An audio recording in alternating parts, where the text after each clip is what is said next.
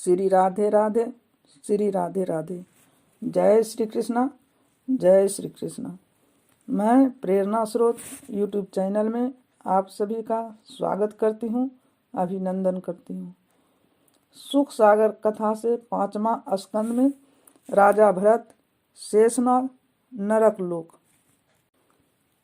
राजा परीक्षित जी कहने लगे, हे मुनि, ये प्रियव्रत भक्त थे, किंतु जगत में रहकर उन्होंने सिद्धि पाई, इसमें मुझे संदेह है। श्री शुक्रवृत्त ने कहा, हे राजन, जो लोग ईश्वर के चरणों में अपने आप को अर्पण करते हैं वे सदा सुखी रहते हैं। हे राजन, स्वयंभयु मनु का पुत्र प्रियव्रत बहुत ही श्रद्धालु भक्त था। नारद जी की उपासना करके उसने अमरत्व को प्राप्त कर लिया। उसके पिता ने अपने भूमि पालन करने में नियुक्त करना चाहते थे। यद्यपि पिता की आज्ञा का पालन न करना पाप था, किंतु फिर भी प्रियव्रत ने राजपाट छोड़ दिया और ईश्वर भक्ति में लग गया। उसके इस तरह से घर छोड़ देने के कारण ब्रह्मा जी धरती पर उतरे।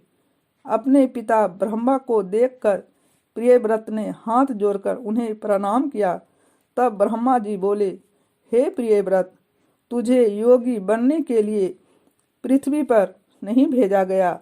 तुम अपने पिता का कहना मान राजपाट संभालो, यही तुम्हारा कर्म है।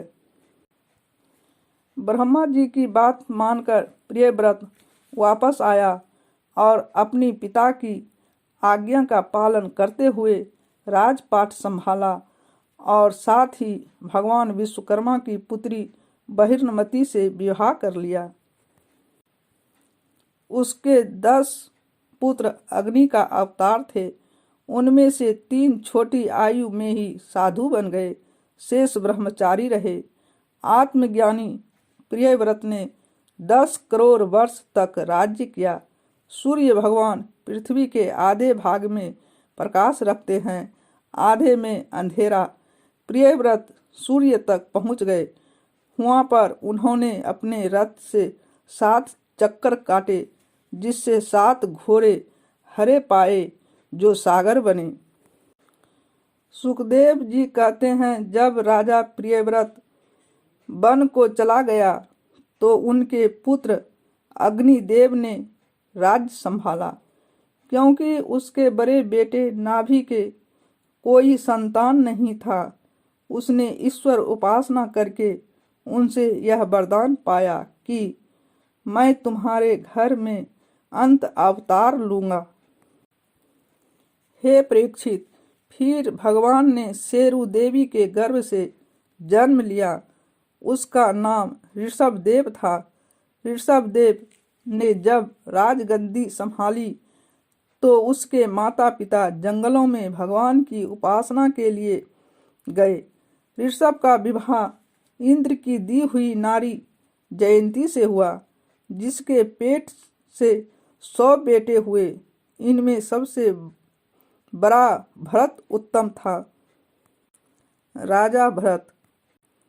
श्री सुखदेव जी ने कहा, हे परीक्षित, ऋषभ जी के पश्चात उनका बेटा भरत राजगद्दी पर बैठा, किंतु एक हिरण देखकर उसे अपने पुराने जन्म की कहानी याद आ गई, जिसके कारण वह इस माया रूपी संसार को छोड़कर मुनि आश्रम को चले गए। अब मैं आपको गंगा का इतिहास सुनाता हूँ। 52 अवतार में जब ईश्वर ने राजा बलि के यज्ञ में तीनों लोकों को नापते समय अपने दाएं पांव के अंगूठे से पृथ्वी को दबाया तो उसमें जो सुराख हुआ उससे गंगा जी की धारा फूटी। इस प्रकार गंगा 52 अवतार के चरणों से निकली। जो भी इसमें स्नान करता है उसका कल्याण हो जाता है। सुखदेव जी बोले, हे राजन, विश्व का सबसे ऊंचे पद लाखों योजनों की ऊंचाई पर भगवान विष्णु का है, जहाँ श्री ध्रुव जी रहते हैं। जो हर समय देवताओं से घिरे रहते हैं। आकाश के चांद सितारे सभी देवी देवता हैं। सूर्य के नीचे 10,000 योजन पर रहा है। सूर्य का यह मंडल 10,000 योजन है। चंद्रमा की 12,000 योजन है। पृथ्वी के नीचे पताल है। इस पताल से मैं दानव की रची हुई अनेक परियां हैं, जो हर समय प्रकाशमान रहता है। इसी लोक में मैं का पुत्र रहता है। पताल लोक में ही अमृत मिलता है, जिसे पीकर मानव 1000 वर्ष तक जीवित रह सकता है। बलि पाताल देश का महावीर राजा है। पाताल लोक के नीचे और कई लोक बसे हैं। शेषनाग। सुखदेव जी बोले, हे राजन, 30,000 योजन दूर शेषनाग जी विराजमान हैं। उनके सिर पर ही पृथ्वी है। जब वे सिर को हिलाते हैं तो भूकंप आता है। जब वे अपना सिर पृथ्वी के नीचे से हटा लेते हैं तो महाप्रलय आती है। हे राजन, पाताल, धरती और आकाश, यह तीनों लोक ही बसे हुए हैं। मैंने तुम्हें तीनों लोकों की बात बता दी। अब तुम ही बताओ कि मुझसे और क्या सुनना चाहते हो। तभी परीक्षित जी हाथ जोड़कर बोले, हे मुनिवर, आप मुझे यह बताइए कि पाशविद जीव पृथक पृथक गति प्रभु ने क्यों बनाई। सुखदेव जी कहते हैं, हे राजन, जैसे कर्म होते हैं वैसी ही गति बनती है। पापी प्राणियों को नरक में स्थान मिलता है। स्वर्ग में केवल वही लोग जाते हैं जो सत्यवादी और प्रभु भक्त होते हैं। नरक लोक। स्वर्ग नरक की बात सुनकर परीक्षित बोले, हे राजन, मुनि मुझे नरक के बारे में बताने का कष्ट करें। राजन, मैंने बताया कि पापी प्राणियों को नरक लोक में स्थान मिलता है। प्रभु की ओर से नियुक्त किए गए धर्मराज हर प्राणी के कर्मों का हिसाब करते। जैसे कोई कम पाप करता है वैसा ही उसे फल मिलता है। जिस बात को प्राणी नहीं जानते उसे प्रभु जानते हैं। पापियों को नरक में भेजकर वहाँ पर कठोर यातनाएं दी जाती है। विश्व की सबसे बड़ी अदालत देवराज इंद्र की है। हर प्राणी के कर्मों का फल इंद्र जी ही देते हैं। यमराज अपने यमों को दंड देने के लिए ही रखते हैं।